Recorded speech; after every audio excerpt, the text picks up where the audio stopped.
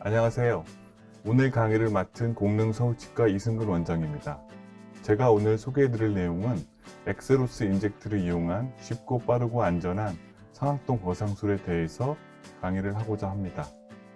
현재 우리가 사용하고 있는 상악동 거상술의 술식은 크게 나누자면 세 부분으로 나눠져 있습니다. 첫 번째 단계는 상악동저의 상악동 잔종골을 상악동 점막에 천공이 없게 안전하게 갈아내든지 깨트리는 사이너스 플로우 브레이크 단계입니다.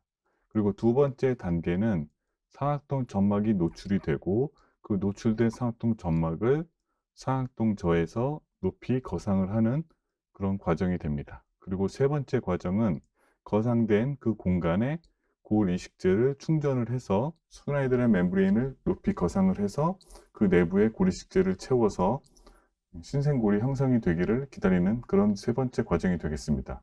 그래서 이 세 단계를 우리가 각각 술식을 발전하고 진화시켜 왔는데 거기에 대해서 제가 사용하고 있는 방법과 함께 설명을 드리고자 합니다. 먼저 첫 번째 단계인 상악동저를 깨트리는 과정은 과거에는 오스테오톰을 이용한 BAO-SF라든가 OSF 같은 그러한 방법을 사용을 했습니다. 그리고 그 이후에 초음파 수술기구, 즉 피에조 서저리 머신을 이용한 HSC와 OSC, PISS가 같은 그러한 수식들이 발전이 되었고요. 그 이후에 해치리머나 바이콘리머 또는 지금 현재 임플란트 제조사들이 가지고 있는 오스템의 카스키트나 네오바이텍의 SCA 키트, 덴티움의 다스크와 같이 임플란트 엔진과 컨트롤 앵글 핸드피스, 그리고 이런 특별한 목적을 가진 크레스탈 드릴들을 이용한 그런 술식이 알려져 있습니다. 그래서 이 것들 중에서 대부분의 것들은 상악동 점막을 천공 또는 손상시키지 않고 상악동저를 노출을 시키기 때문에 여러분들이 사용하고 계신 기구들이 익숙하시다고 판단이 되면은 그것들을 사용하시는 것을 추천을 드립니다. 테이툼과 서머스에 의해서 소개되고 정리된 오스테오톰 테크닉은 여러 가지 장단점을 가지고 있습니다만 그 당시에는 오스테오톰의 형태를 이렇게 세 가지로 나누어서 플랫, 컨케이브, 컨벡스 등으로 다양한 목적과 용도로 사용을 해왔습니다.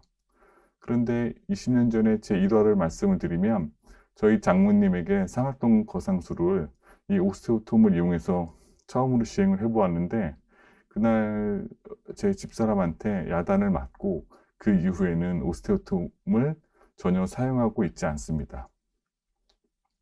이러한 오스테오톰을 이용한 테크닉은 클래식하게는 그래프트 머티리얼을 집어넣거나 아니면 그래프트 머티리얼을 배제한 채로 오스테오톰과 말레팅을 이용해서 상악동저를 깨트리는 것입니다.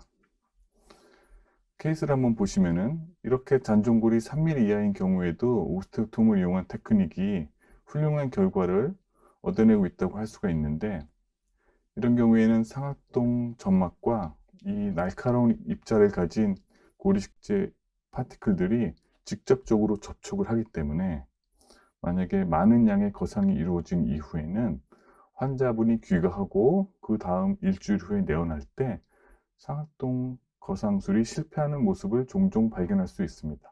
그 이유는 많은 양의 본 파티클들이 상악동 멤브레인과 접촉을 하게 되고 더 많은 압력과 더 많은 부피의 골식제가 들어가게 되면은 상악동 점막이 아주 마이크로한 퍼포레이션이 일어나기 때문에 그렇습니다.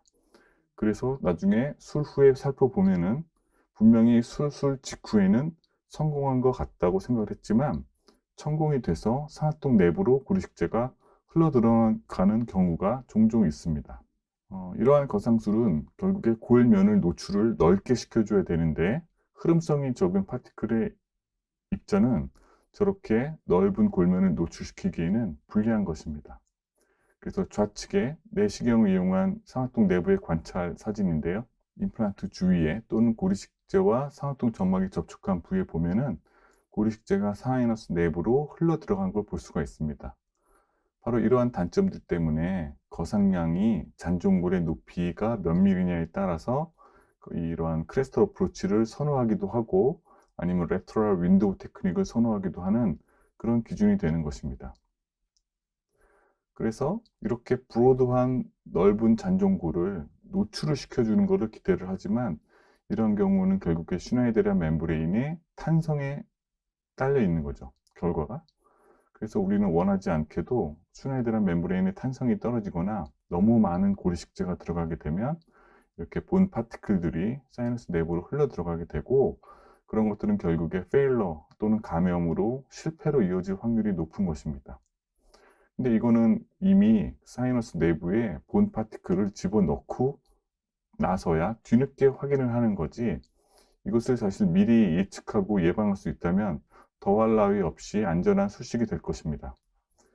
레이저의 2001년 페이퍼에 보면은 카데바에서 레터럴 어프로치와 크레스털 어프로치를 비교한 논문이 있는데, 여기서 확인한 것은 퍼포레이션에 얼마나 멤브레인이 잘 견디는지, 그리고 그 빈도가 얼마가 되는지를 확인한 논문이었습니다. 여기서 보면은 재밌게도 24%에서 크레스털 어프로치의 오스테오톰 테크닉에서 24%에서 퍼포레이션이 발생했다고 되어 있습니다. 4번 중에 1번 실패했다는 얘기죠. 그리고 이 결론으로 4번 중에 1번인 이 24%의 퍼포레이션 레이트가 레터럴 윈도우 테크닉과 비슷하기 때문에 추천할 만한 수식이라고 말을 한 것입니다. 하지만 개원의 입장에서는 4번 중에 1번의 실패는 상당히 높은 실패죠. 이러한 크레스털 어프로치의 단점 중에 하나는 파티클처럼 유동성이 적은 재료를 쓰게 되면 상악동 점막의 거상이 픽스처 주변에만 아주 부분적으로 제한적으로 거상이 되고, 이렇게 넓은 면을 거상을 시키지 못하기 때문에 신생물 형성에 방해가 됩니다. 그래서 이러한 수식이 릴라이블 하지 못하다고도 보는 거죠.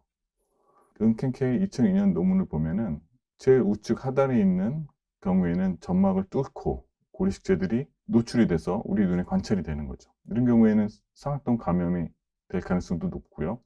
당연히 상악동 거상술도 실패라고 보실 수가 있습니다.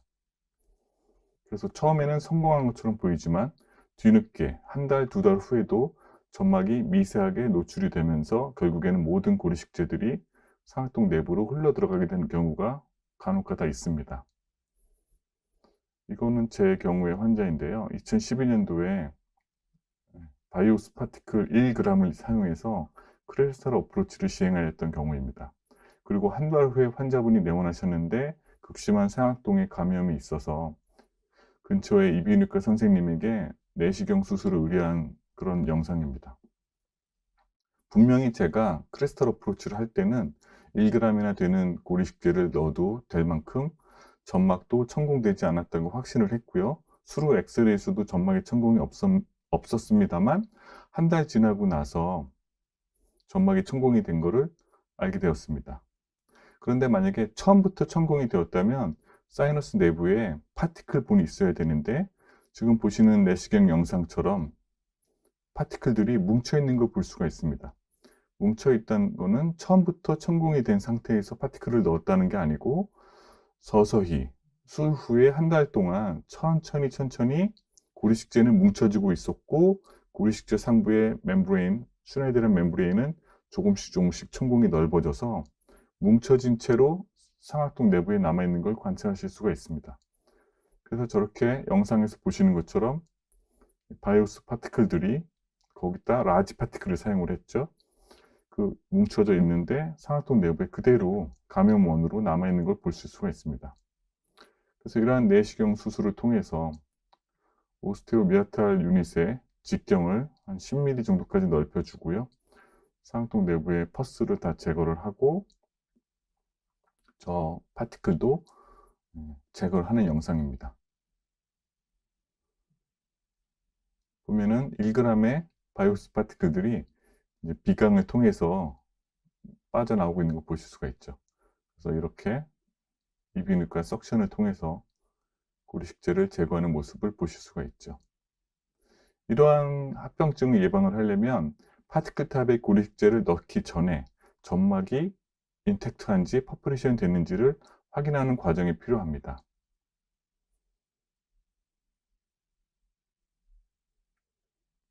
그래서 제가 사용하고 있는 이 크레스털 어프로치 수식은 기존의 기준과는 다른 기준을 가지고 있습니다. 한번 이 기준을 살펴보시면 잔존골이 1에서 3mm인 경우에는 저는 라테럴 어프로치랑 크레스터 어프로치 둘 중에 하나를 쓰거나 같이 병용하기도 합니다.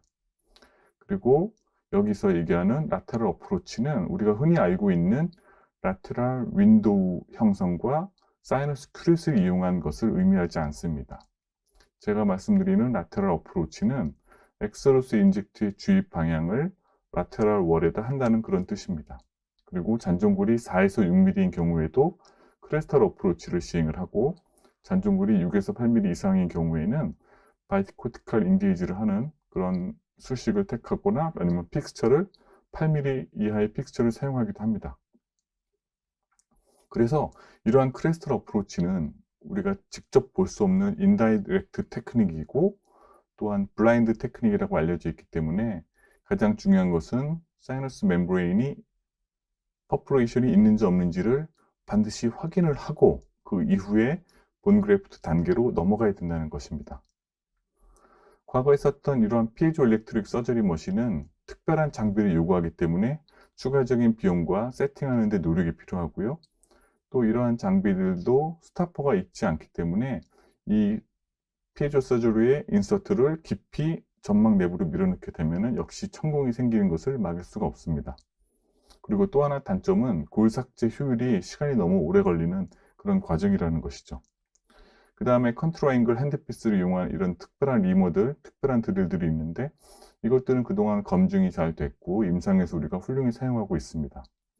그래서 저는 특별한 골 삭제 기구를 사용하시기를 추천드리는 것은 아니고 여러분들이 지금 사용하고 있는 것을 이용해서 계속 쓰기를 추천하는 것입니다. 그런데 이러한 특별한 리머들은 잔존골이 플랫하거나 평평하거나 얇은 곳에서 더 효과적입니다.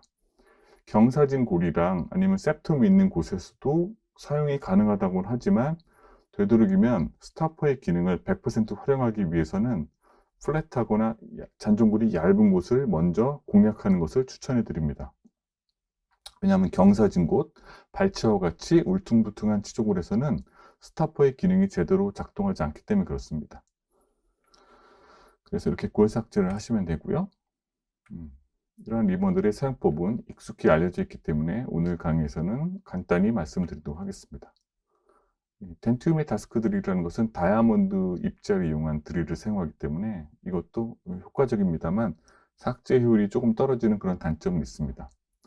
역시 마찬가지로 스타퍼를 사용하실 수가 있고 상하통 점막을 천공 없이 노출을 시키는 것이 이 목적입니다.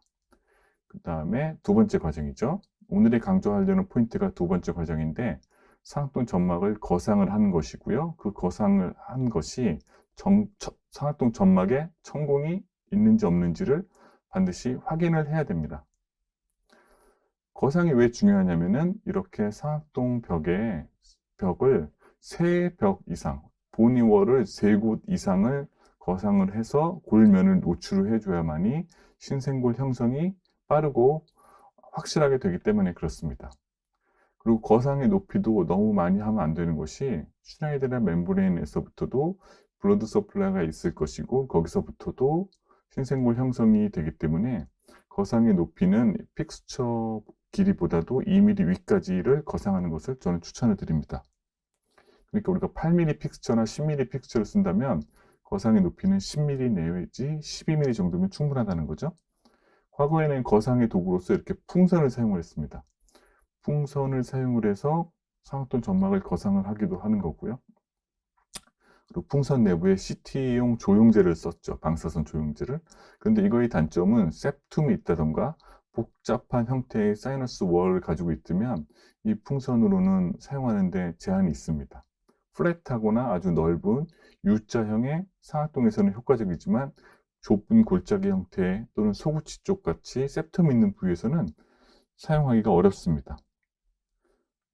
국내에도 이런 비슷한 제품이 있고요. 이렇게 풍선을 넣어서 상하통 점막을 거상을 시키는데 높이로는 거상이 되지만 측방으로는 거상이 잘 되지 않겠죠. 왜냐하면 풍선이 높이 부풀어 오르기만 하니까요. 그래서 좁은 공간이나 septum 있는 공간에서는 이 풍선 테크닉은 사용하기 어려운 점이 있고, 그 다음에 두 번째로 드러난 것이 수압을 이용하는 거죠. 하이드라울릭 리프트 시스템이라고 해서 파스칼의 원리에 의해서 고열 삭제한 면을 밀폐를 시켜줘야 됩니다. 그리고 한쪽 방향으로 셀라인을 주입을 하게 되면 그 압력이 발생을 해서 슈나이드란 멤브레인이 거상이 되는 거죠. 이거는 비용 면에서는 저렴하죠. 셀라인만 사용하니까. 셀라인 보통 3cc 정도를 사용을 한다고 합니다. 그래서 이렇게 주사기를 이용해서 주사기를 손으로 압력을 줘서 거기서 발생하는 압력으로 상악동 점막을 거상을 하는 거죠.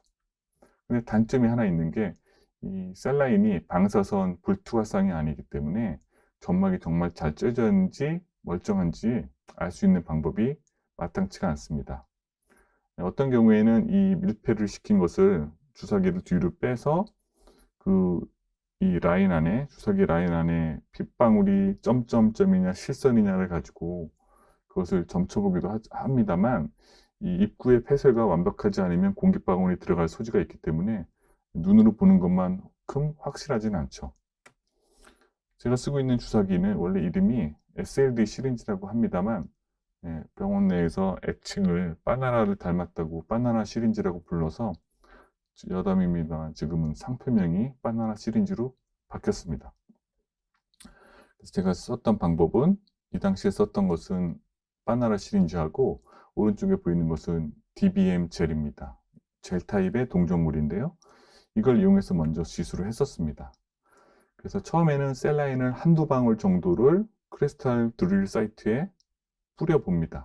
그래서 상악동 점막이 천공이 되는지 안 되는지를 물을 한두 방울 뿌려서 확인을 하는 거죠. 만약에 점막이 천공이 되었으면 물이 고여있지가 않을 거고요.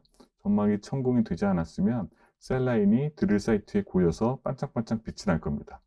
그 다음에 두 번째로 이러한 젤 타입의 DBM을 사용을 했고요. 그 다음에 2014년도 이후에는 합성골로 된 젤 타입 고리식제인 CG바이오의 엑세루스 인젝트를 사용하고 있습니다. 케이스를 한번 보시면은 상하 6번에 구멍을 뚫었습니다. 그래서 사이너스 월을 노출을 시켰고요.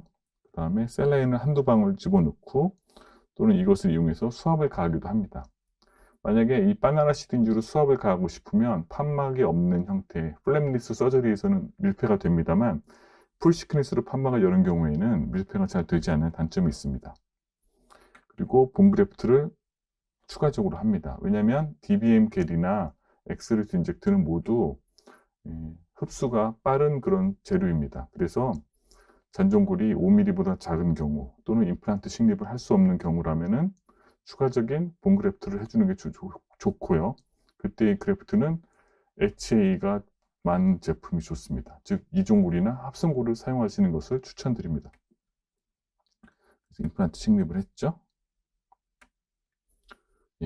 근데 왜 굳이 DBM 겔이 우측에서 보시는 것처럼 시린지에 담겨 있는데 바나나 시린지를 사용을 하는 이유는, 상하 구축에 이렇게 스트레이트한 타입의 시린지가 접근하기가 어렵기 때문에 커브드된 바나나 시린지에 옮겨 담으면 과정이 번거롭기는 합니다만 상하 구축에 접근이 쉽기 때문에 그렇습니다. 그리고 이러한 바나나 시린지의 시린지 팁의 직경은 직경 3mm 정도 합니다. 그래서 우리가 크리스탈용 드릴을 직경 3mm 짜리를 사용하시는 것을 추천드리고요.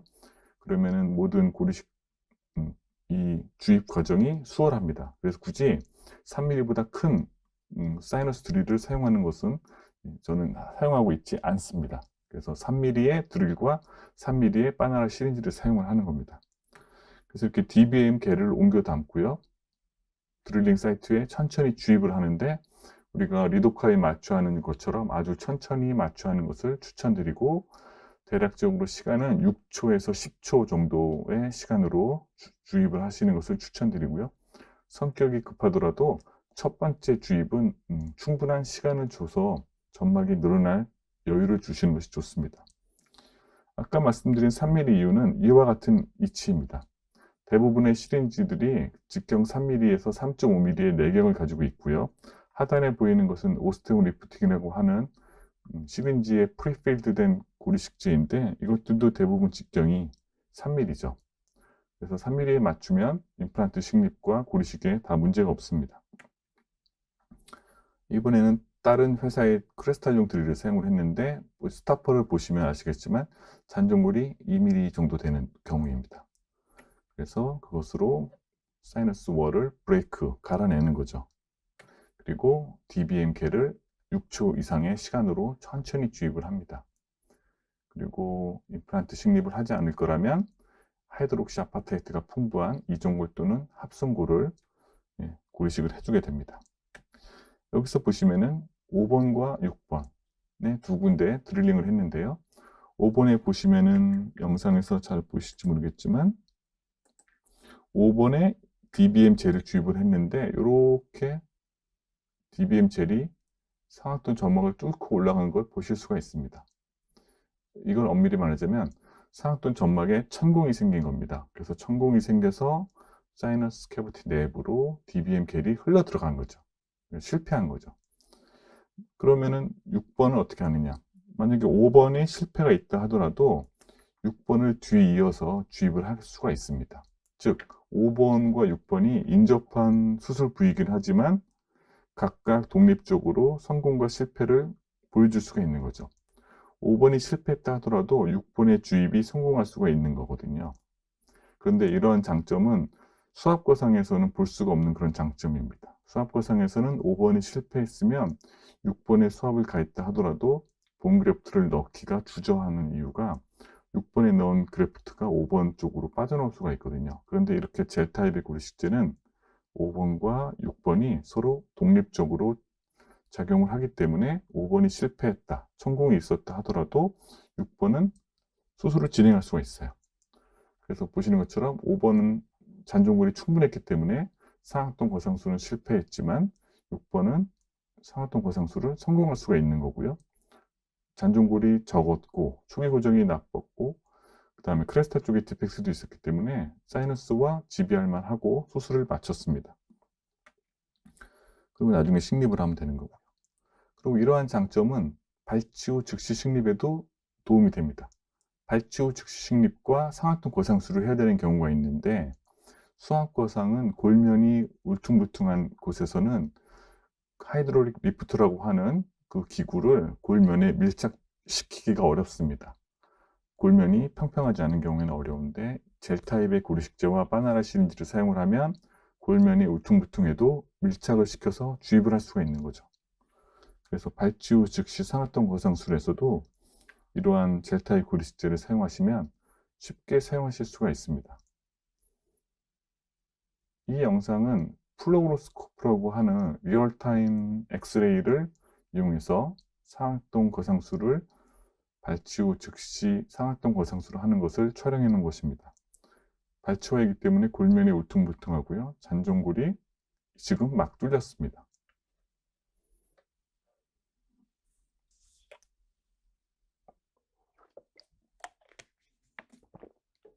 그리고 발치화이기 때문에 셀라인이 일부는 상악동 점막에 들어가지만 대부분 셀라인은 뒤로 빠져나오는 걸 볼 수가 있죠. 그래서 아까 말씀드린 것처럼 골면이 평평한 곳을 하시길 선호하는 거고요. 그래서 이번에는 DBM 젤을 상악동 내부에 바나나 시린지를 이용해서 주입을 하고 있습니다. 보시면 영상에서 이번에는 성공하고 있죠. 돔 쉐입으로 점막이 거상되는 것이 보입니다. 이 DBM 젤은 방사선 불투하성을 가지고 있기 때문에 이렇게 비주얼라이제이션이 되는 거죠. 그래서 비주얼라이제이션이 되기 때문에 점막의 천공을 확인하실 수가 있고요. 이러한 플로로스코프가 없으면 파노라마나 콤비임CT를 촬영을 하셔도 본 그래프트를 하기 전에 촬영을 하시면 확인할 수가 있습니다. 확인이 되죠? 그래서 점막에 천공이 없는 것을 자신한 이후에 픽스처의 식립이라든가 추가적인 본 그래프트를 하시는 거죠. 이럴 때는 드릴링에 걱정이 없는 게 이미 점막이 충분히 거상이 됐기 때문에 파이널 드릴링에도 문제가 없고 그 다음에 추가적인 본 그래프트의 충전에도 문제가 없습니다. 이때는 직경이 3mm인 본 그래프트 머티리얼을 사용을 했는데 아시다시피 발치화이기 때문에 일부는 발치화에 남을 거고요. 일부는 상악동 내부로 들어가겠죠. 이때는 이제 합성고를 사용을 했고요. 보시는 것처럼 이렇게 마치 계란의 노른자와 흰자처럼 보이는데 시간이 지나면은 내부에서 공기 압력이 가해지고요. 내부에서 잘 분산이 되고 혼합이 됩니다. 그러면 아까 산화통 내부로 넘어간 경우 있었잖아요. 그런 경우에 이런 젤 타입 고리식제는 배출이 쉽게 이루어집니다. 왜냐하면 입자의 크기가 없기 때문에, 아주 미세한 입자이기 때문에, 젤 타입이기 때문에 내추럴 오스티움을 막거나 그러지 않고 쉽게 배출이 되는 그런 장점을 가지고 있습니다.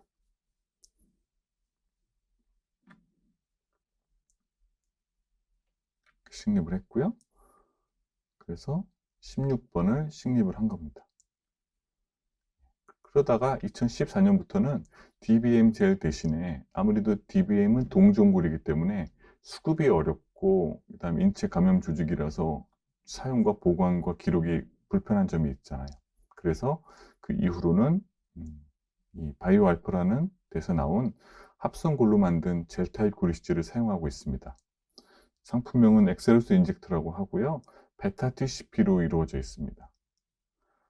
이게 물성을 한번 살펴보면은 45에서 75 마이크로미터의 베타 TCP 비즈로 이루어져 있습니다. 즉, 어떠한 다공성 구조물을 가지고 있지 않는 거죠. 왜냐하면 어떤 입자의 크기가 75 마이크로미터에서 45밖에 되지 않기 때문에 이거는 마크로 포로시티 같은 게 없고요. 그냥 단지 밀가루 같은 그런 비즈입니다. 그렇기 때문에 아까 말씀드린 것처럼 흡수가 빠르겠죠. 흡수가 빠릅니다. 그리고 이러한 비즈들을 잘 뭉치게 하고 흐르지 않게 점도를 맞추기 위해서 폴록서머 407이라고 안약에 쓰이는 그런 바이오 젤을 사용하고 있고요. 그 다음에 HPMC 젤을 섞어서 점주도를 조절하고 있습니다. 그래서 이거는 이 베타 TCP를 사용하고 있기 때문에 흡수가 빨라서 잔존골이 5mm보다 작거나 또는 픽스처를 이용해서 텐팅 이펙트를 얻을 수 없는 경우라면 반드시 HA가 많은 이종골이나 합성골을 추가적으로 고리식을 하기를 추천을 드리는 겁니다. 그리고 이 하이드로겔이 있기 때문에 바로 인접한 부위가 천공이 됐어도 그 옆에 다시 산화통 거상을 하실 수가 있는 거죠. 그리고 이렇게 37도씨 정제수에서도 30분간 형태가 흘러내리지 않고 유지가 되기 때문에 그러한 독립적인 특성을 가지고 있다고 할 수가 있습니다. 그래서 출혈이 있더라도 재료가 흩어지는 것을 막아주는 그런 점탄성을 가지고 있습니다. 그리고 이것은 원래 제품의 개발의 목적은 발치화 보존술 용도였습니다만 출혈이 심한 발치화에서는 이것을 주입하는 게 쉽지가 않습니다. 그래서 이 제품을 저는 접하는 10년 전에 접하자마자 이거를 사이너스 리프팅에 써야겠다 이런 생각을 다시 한 거죠. 그래서 이것은 이제 골 유착에도 도움이 되고 골 신생골 형성을 방해하지 않는 그런 동물 실험 결과가 있거고요. 그래서 이 성분표를 보시면은 99.5%가 베타 TCP인데 아쉽게도 마크로 포로시티를 가지고 있지 않은 비즈이기 때문에 거의 다 흡수가 된다고 보셔야 되고, 흡수하는 기간은 상동 내에 주입하고 8주가 지나면 거의 대부분 흡수가 된다고 보시면 됩니다. 그래서 V 쉐입으로 상악동 형태가 좁고 버커 미디얼 월이 간격이 가깝거나 또는 잔존골이 5mm 이상의 픽처를 식립할 수 있는 등 신생골이 빨리 생길 수 있는 곳에서는 이 엑스로스 인젝트 하나만 단독으로 사용을 하셔도 되는데, 잔존골이 5mm보다 작고 픽스처를 심을 수가 없는 경우, 그런 경우라면은 HA를 추가적으로 넣어 주셔야 되죠. 그래서 16번 부위에 제가 잔존골이 5mm인데 단독으로 사용을 했습니다. 그래서 지금 보면은 엑스루스 인젝트를 1.5g 정도를 단독으로 주입을 했고요. 이 상태에서 픽스처를 10mm 높이의 픽스처를 식립을 했습니다. 여기 보시면은 픽스처보다도 2mm 상단까지 인젝트가 올라가 있죠. 그리고 나서 시간을 두고 관찰을 해보면 단 3개월 만에 저렇게 보이는 거예요. 누가 보면은 산화통 점막을 뚫고 심은 줄 알겠습니다만 천공은 없었고요. 단지 흡수가 되고 있는 거죠. 그래서 5개월째 보면 이렇게 많은 흡수가 되어 있고요. CT를 실제로 촬영을 해보면 산화통 점막이 픽스처가 뚫고 나가진 않았습니다만 픽스처를 이렇게 덮고 있는 점막을 관찰하실 수가 있어요. 그래서 단독 사용은 아까 같은 경우에는 특별한 경우에는 단독 사용을 하지 마시고 하이드록시 아파타이트를 꼭 쓰셔야 됩니다. 이 환자의 경우에도 이제 다른 형태의 크리스탈 드릴을 사용을 했죠. 그래서 골면이 울퉁불퉁한데 이제 상담 후 즉시 상하동 고상수를 하는 겁니다. 이러한 젤 테크닉은 장점이 뭐냐면 미니멀 인베시브, 최소 침습 수술이 가능합니다. 왜냐하면 우리에게 필요한 거는 단 3mm의 드릴링 사이트만 있으면 되거든요. 그래서 이때는 DBM이 아니고 엑세로스 인젝트를 주입을 한 겁니다. 그래서 엑세로스 인젝트를 주입을 하고 있습니다. 똑같이 이것도 레드의 오페시티가 높습니다. 방사선 불투과성이 높기 때문에 관찰이 잘 되죠. 주입을 하는 걸 보시면 점막이 천공이 없으면 이렇게 돔 형태로 거상이 되는 거 보실 수가 있죠. 젤이 스튜라이드란 멤브레인에 접촉을 하게 되고 넓게 점막을 들어 올리는 걸 볼 수가 있어요. 이렇게 거상이 되죠. 잔존골이 1mm 정도 될 겁니다.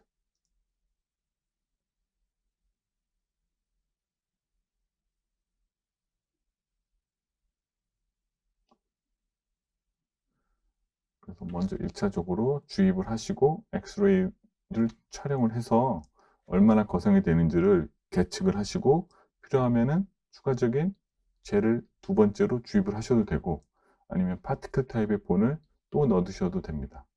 이 케이스의 경우에는 젤을 두 번 주입을 했고요. 각각 0.75g 추가적으로 0.75g 이렇게 두 번을 주입을 했습니다.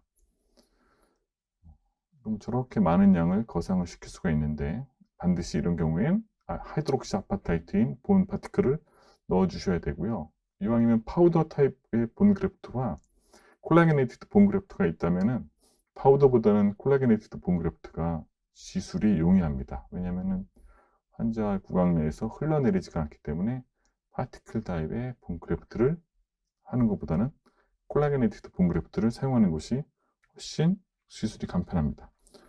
그래서 이분은 좌우를 둘 다 거상을 했죠. 여기서 보면은 10번 때 거상을 이만큼을 했습니다. 크리스탈 구멍, 작은 구멍을 통해서 거상을 한 거죠. 그리고 이제 5개월 정도 기다렸다가 추가적으로 식립 수술을 하게 되겠죠. 그래서 환자분은 오자마자 10번 때하고 20번 때를 동시에 사이너스 리프팅을 한 겁니다. 그 다음 단계는 이제 세 번째 단계가 되겠죠. 상악동 고상술의 세 번째 단계는 본 그래프트를 하는 것입니다. 그러면 직경 3mm의 작은 구멍을 통해서 본 그래프트를 계속 해야 되는 거죠. 아까와 같이 잔존골이 1mm인 경우라면 상당히 많은 양의 그래프트를 넣어야 되는데 많은 시간이 소요되는 그런 작업입니다.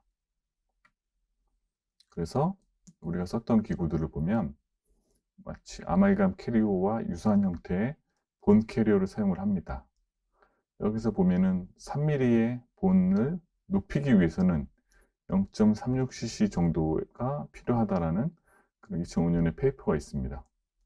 만약에 6mm를 내가 추가적으로 올리고 싶다 그러면은 거의 0.9cc 이상을 본 그래프트를 해야 되는데 이 작은 본 캐리어로 여러 번 수십 10회, 20회, 30회 수십 번을 반복해야 되는 거죠. 그리고 이 본 캐리어는 인접치아가 있거나 그런 경우에는 접근이 어려운 경우도 많습니다.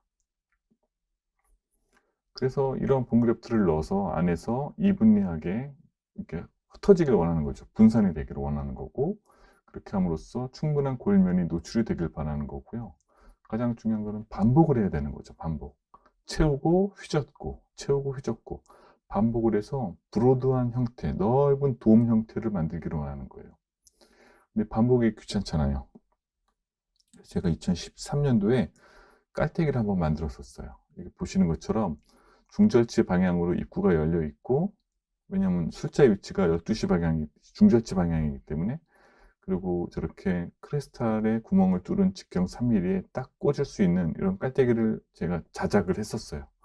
근데 이거를 가지고 만들어 놓고 이제 시덱스의 전시장에 갔었는데 모 회사 부스에서 이런 본 캐리어가 이미 있더라고요. 막 만들었더라고요. 그래서 아니 제가 만든 거 이제 거기서 중단을 했죠. 그래서 이 본 캐리어 같은 깔때기가 있어서 이 깔때기를 직경 3.1짜리를 구멍에 꽂고요. 그 다음에 이제 본그래프트를 수화시킨 거를 밀어 넣는 거죠. 밀어 넣으면 좋은데, 이때 주의할 점은 너무 많은 양을 한꺼번에 넣으려고 그러면 이 깔때기 끝이 막혀버리는 경우가 있어요. 그래서 조금씩 조금씩 넣는 게 좋습니다. 그래서 이 엑스로스 인젝트를 이용한 테크닉을 한번 영상을 보여드리겠습니다.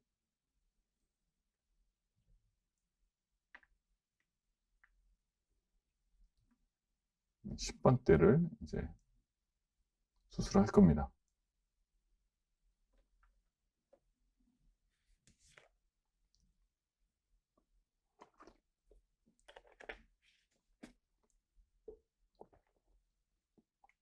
전층 판막을 형성을 하고요. 골면이 노출을 시킵니다.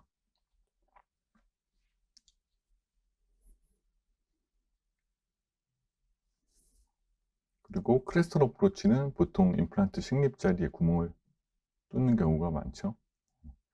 근데 워낙 직경이 작은 구멍을 뚫기 때문에 6번과 7번에 두 개의 드릴링을 하더라도 6, 7번 사이에 있죠. 6, 7번의 중간에다가도 추가적인 구멍을 뚫을 수가 있어요. 그러니까 상악동 거상술을 위한 추가 구멍을 뚫을 수 있는데 위치가 라테랄 월도 되고 팔라탈 월도 되는 거죠. 여기서 셀레인을 집어넣는 거는 세척의 용도하고 점막의 천공을 확인하려는 목적, 그 두 가지지 이걸로 거상량은 미미합니다. 예. 왜냐하면 압력을 만들 수가 없어요. 그리고 이 경우에는 완전 무착에 가깝기 때문에 엑스로스 인젝트에 들어있는 주사기를 팁을 사용을 했고, 접근이 안 되는 경우는 아까 보여드린 바나나 시린지라는 것을 옮겨 담아서 쓰셔야 됩니다.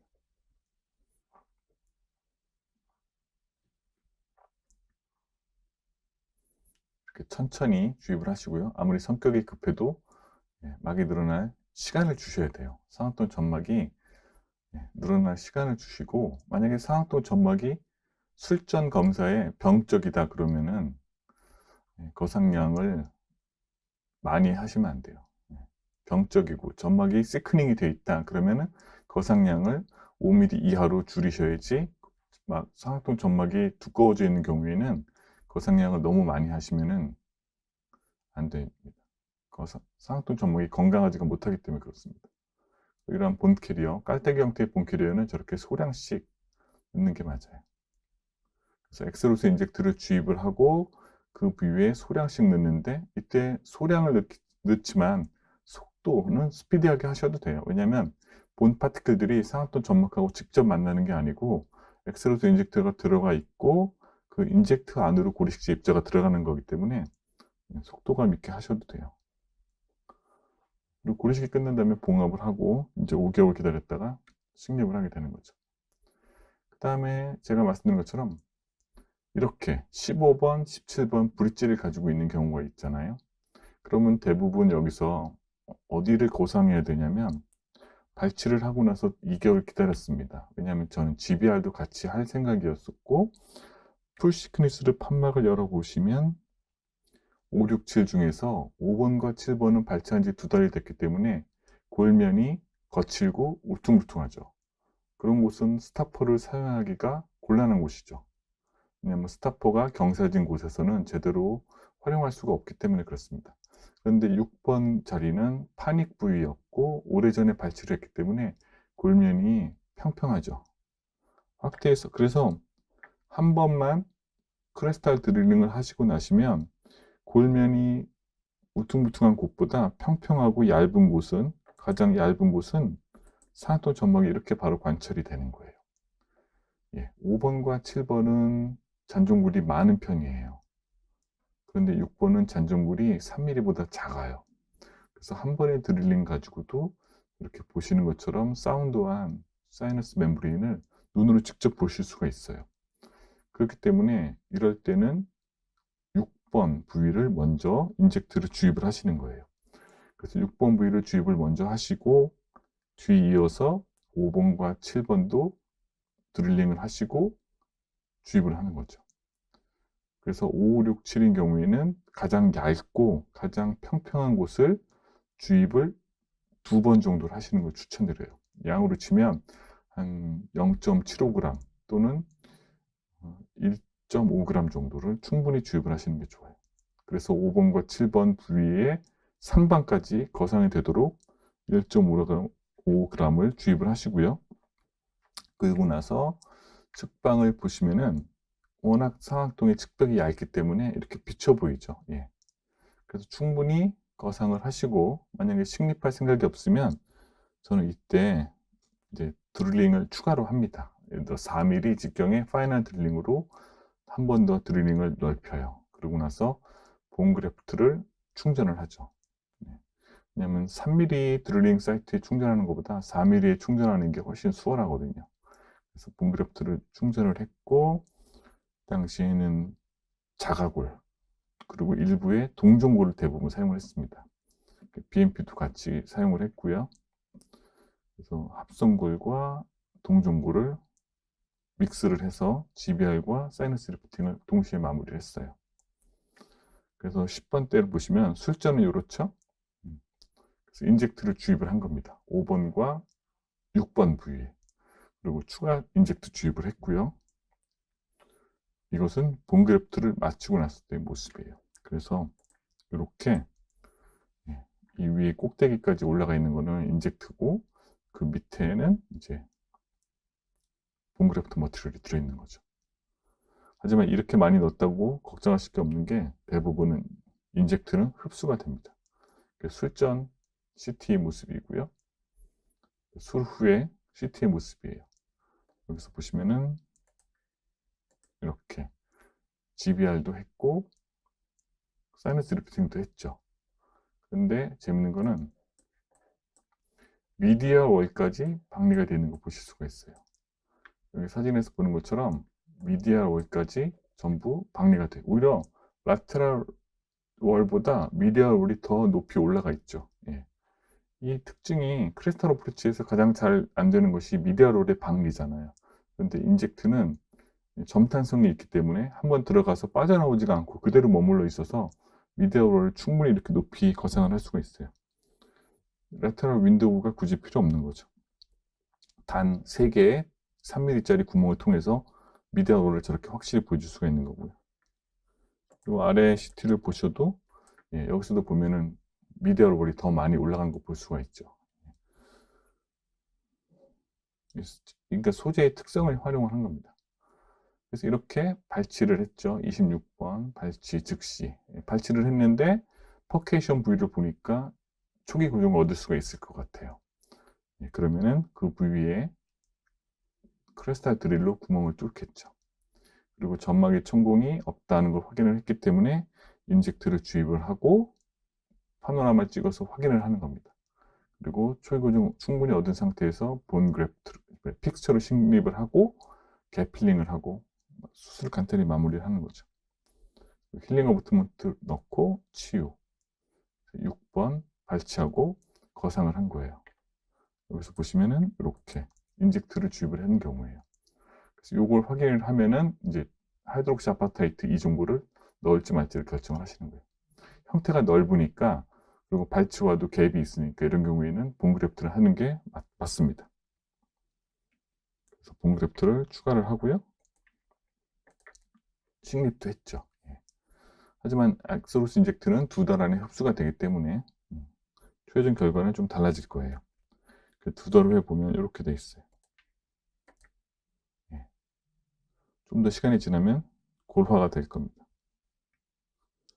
또 다른 케이스인데요. 이런 경우에는 상악 구치부, 팔라탈 루트 쪽에 결손이 있어서 발치하고 치유가 됐음에도 불구하고 팔라탈 루트 있던 부위에는 이미 결손부 때문에 점막이 노출이 되어 있는 경우예요. 그런 경우에 어떤 일이 있냐면 크레스타 쪽에 구멍을 뚫었죠. 저희가 이렇게 정중앙에. 그런데 여기에 보면 팔라탈 루트 쪽에 점막이 이미 노출이 되어 있는 거예요. CT를 찍어보면 이제 골이 안 덮여 있는 거 볼 수가 있잖아요.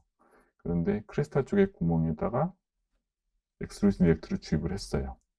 그럼 어떻게 되냐면 이미 있는 이 부위, 점막이 노출되어 있는 부위로 인젝트가 이렇게 삐져나오는 거죠. 여기를 집어넣어서 여기를 삐져나왔다. 이거는 어떤 뜻이냐면 점막이 천공이 없다는 뜻이에요. 만약에 천공이 생겼으면 여기로 집어넣는 게 바깥으로 나오진 않습니다. 예, 이런 식이 되고요. 이런 경우에는 어떻게 하면 좋냐면 애초에 처음부터 팔라탈 결손부에 주입을 하는 게 좋아요. 인젝트를. 구멍을 뚫지 말고 이미 구멍이 나 있는 팔라탈 결손부에 주입을 하면 훨씬 수월하겠죠. 그리고 지비아를 한 거예요. 그래서 보면 이렇게 구멍이 이미 뚫려 있잖아요. CTV에서 보면 여기 이렇게 구멍이 있고 여기도 구멍이 있죠. 그러면 애초에 이 부위까지 판막을 거상을 해서 이 팔라탈 월에다가 주입을 하는 게 훨씬 수월해요. 이렇게 이미 뚫려 있기 때문에 여기다 주입을 하고 CT 찍어보고 그 다음에 임플란트 식립 위치에 다시 추가적으로 두 번째 구멍을 뚫는 게 낫겠죠. 그래서 이미 형성된 결손부를 이용하는 것도 좋은 방법입니다. 이렇게 주입을 했고요. 첫 번째 주입, 그 다음에 두 번째 주입과 추가 고리식, 그리고 식립까지 마친 경우에 여기도 보시면 미디알 월이 훨씬 더 많이 거상이 됐죠. 이쪽 버칼 월보다 미디알 월이 훨씬 골면이 거상이 되고 노출이 됐다는 게 특징인 거예요. 이거는 수압 거상에서는 볼 수 없는 엑스로스 인젝트만의 장점이기도 합니다. 그 다음에 이렇게 septum이 있는 경우에도 아까 말씀드린 크레스탈용 드릴이 안전하게 점막을 손상시키지 않는다면 역시 사용이 가능해요. 이렇게 식립이 할 수가 있죠. 그래서 간단히 덴티폼에서 어떻게 사용하는지를 보시고 저희가 추가적인 영상으로 실습 영상을 찍어놨는데 간단한 사용법을 먼저 보시죠. 이렇게 잔종골 1mm를 남겨놓는 데까지 드릴링을 하시고 크레스탈 드릴인데요. 덴티움의 다스크 심플 키트에 있는 크레스탈 드릴인데 이걸로 이제 상악동 점막을 노출을 시키는 거예요. 스타퍼 길이를 점점 늘려가죠. 2mm, 4mm, 6mm 늘려서 점막을 노출시키는 거예요. 이렇게 노출을 시키고 나서 셀라인을 뿌려서 확인을 해보는 거고요. 그 다음에 엑스로스 인젝트를 준비를 해서 옮겨 담습니다. 옮겨 담을 때는 두 개의 주사기를 힘을 쫙 줘서 빠져나오지 않게 옮겨 주시는 게 요령이에요. 이건 오리지널 팁인데 오리지널 팁이 접근이 안 될 때가 있죠. 앞에 치아에 부딪히는 거야. 완전 무책이 아닌 경우에는 어려운 곳이 있어요. 그럴 때는 이제 바나나 시린지를 옮겨 쓰는 게 좋고요. 직접 접촉이 되면은 저렇게 점막에 주입을 천천히 6초 이상 시간을 줘서 하시면 점막이 거상되는 거를 엑스레이를 찍어서 확인하는 거죠. 이런 식으로 늘어납니다.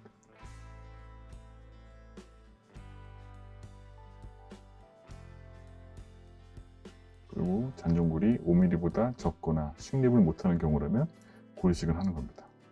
이상 강의를 마치겠습니다. 감사합니다.